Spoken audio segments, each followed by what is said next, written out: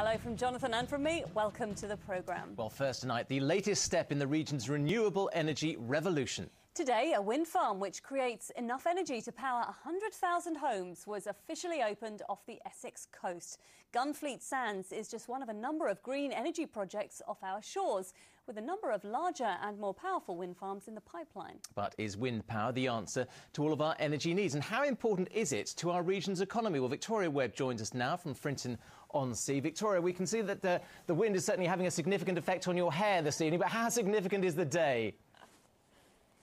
Well, firstly, this has been a very challenging project, so a lot of the people involved have been celebrating the official opening today in the Frinton Golf Club over there. If we move over here, you can see the Gunfleet Sands offshore wind farm. Now, the completion of that represents an important step in meeting the UK's targets for renewable energy, because it now means that there's 1 gigawatt of power going into the UK grid from the offshore wind energy sector across the UK. Now, today, the Minister for Energy said that this is more than just about green energy. This is about green jobs. He stressed the importance of continuing to develop this industry so that projects like this come to our region. 5 miles from Frinton and standing more than 400 feet above sea level, these turbines are hard at work producing power for thousands of homes. Gunfleet Sands offshore wind farm has been built by a Danish firm who, like a growing number of companies abroad, can see the potential in the waters off the East Anglian coast. There's a good climate here, and therefore we have been very happy to do it here. We have been very well received by the local population here. So that is very important also when you build big constructions like these ones. The Gunfleet Sands project has taken 18 months to build, and all 48 turbines have been working since the spring. Today the wind farm was officially opened by the Minister for Energy, Charles Hendry. The Gunfleet Sands site will produce 173 megawatts of power. That's enough to power nearly 100,000 homes. Together with the already operational Scroby Sands, the two can power the equivalent of all the homes in Ipswich and Northampton. But there's lots more to come. Already under construction are much larger wind farms off North Norfolk and Suffolk. And there's 3 more offshore wind farms in the planning stages, including the massive East Anglia array, which will cover nearly 6,000 square kilometres and provide a whopping 7,200 megawatts of power.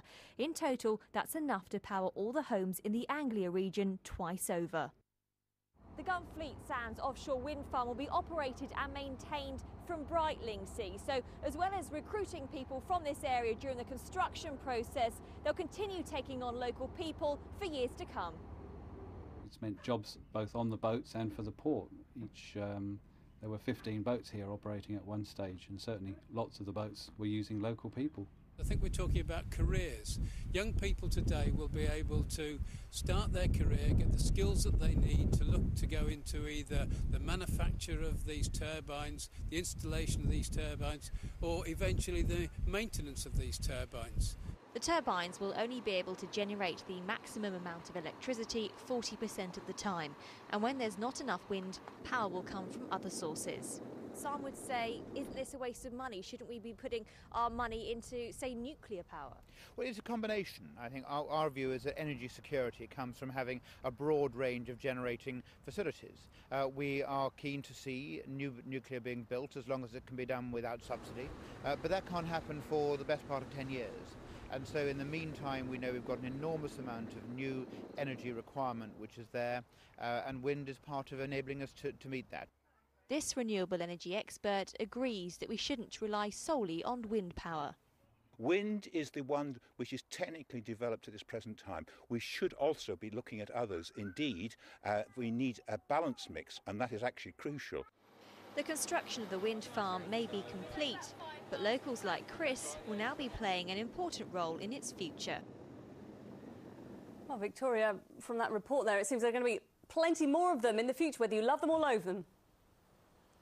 Yes, exactly. I mean, the company that are responsible for this wind farm are currently building the London Array between Essex and Kent. Now, when that's up and running, that will be producing 1 gigawatt of power by itself. That's the equivalent of what the whole of the UK's offshore wind energy sector is producing right now. So it's huge. But even bigger than that will be the East Anglia Array off the Norfolk coast, given the green light earlier this year. And a lot of people are hoping that Lowestoft is ideally based to be the operations and maintenance base for that wind farm. And if that goes ahead, then that will mean the creation of hundreds of jobs. Interesting times ahead. Thank you very much indeed for that, Victoria. Now, in other news, a rehab clinic favoured by stars, including the singer Amy Winehouse, has closed down after a report by a health watchdog claimed it was unlawfully providing medical services. The Care Quality Commission said it believed the Causeway Retreat Rehab Clinic on OSEA Island in Essex was giving unlicensed treatment to patients with mental health needs. When we visited today, the clinic was closed, as Tom Barton reports. 3/4 of a mile into the Blackwater estuary, its causeway cut off by the tide for much of the day, OSEA Island must have seemed the perfect spot for a drug and alcohol rehab clinic. Islands are special. They're surrounded by water, cut off from the ordinary world.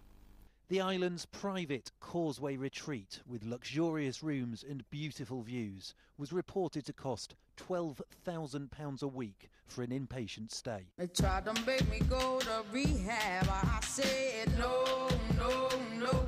Amy Winehouse was among its clients, one of a number of celebrities to seek treatment there. But according to health watchdog the Care Quality Commission, it was unlawfully providing medical treatment. We believe the Causeway Retreat has provided services as an independent hospital, including medical treatment for people with mental health needs. Such services would legally require the establishment to be registered with CQC.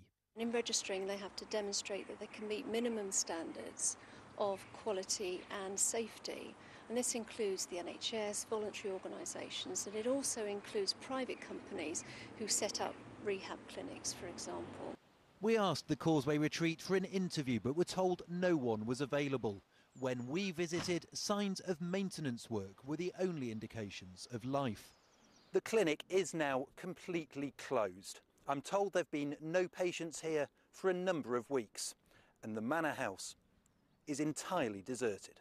The Causeway Retreat prided itself on its exclusive nature.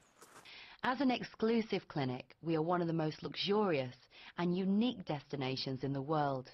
This exclusivity made it a draw for those in the public eye seeking to get over addictions or emotional problems. Celebrities seem to go into rehab whenever something in their life goes wrong, whether it's a drug problem, an alcohol problem, whether their marriage has suddenly fallen apart, then they check into one of these centres. You've got the likes of Amy Winehouse, Lindsay Lohan, Robert Downey Jr. I mean, the list is absolutely endless. There are local rumours of plans to reopen the Causeway Retreat.